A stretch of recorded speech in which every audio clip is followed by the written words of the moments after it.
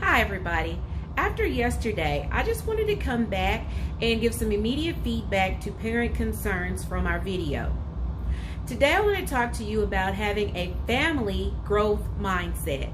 At the very beginning of school in my class, I read a book called Bubblegum Brain by Julia Cook.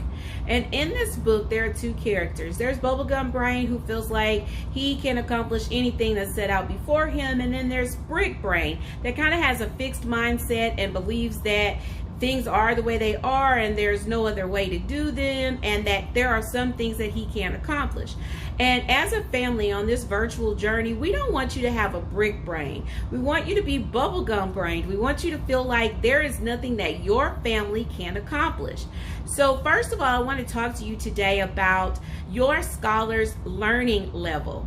Let's say, for instance, you have a young person that is going to be in third grade. It is so important and vital for you as a parent to keep in mind that their instructional level, and let's say in reading, may be at first grade even though they're in third grade, while their math level may be at fifth grade while they're in third grade. So we want to keep in mind that you have the growth mindset that your child is not just in a certain grade, but that you meet them where they are and extend their learning if they're capable of doing that, or you may have to draw back their learning to help them be successful, just as we do in the classroom.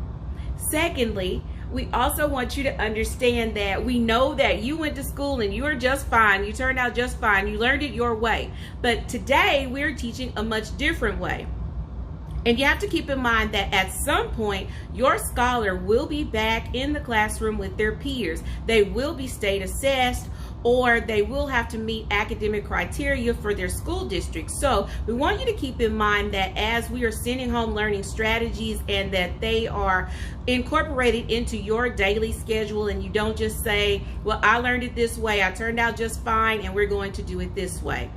We also want you to keep in mind that we don't want to punish our young people for the things that they don't quite know yet. This is the beginning of a school year. This is the beginning of some of the information. They're just being introduced to it.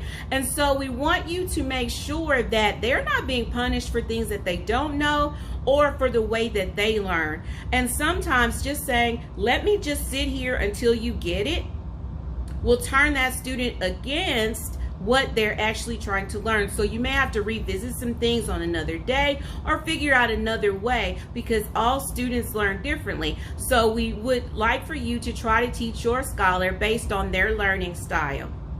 Finally, we also want to say to you that being I am your mother, I am your father, I am your guardian, and you will do as I say, we would like you to take on the mentality of becoming an educator. You are an extension of your scholar's classroom, and we want that environment to be so conducive to them that they feel like this virtual experience or the blended learning experience is good for them, and they will get on board and buy into what we are doing. So as a family, have a bubblegum mindset and be willing to try some new things, be willing to try some different things, be willing to expand who you are as a parent, and become that educator that your child needs to be successful during this time.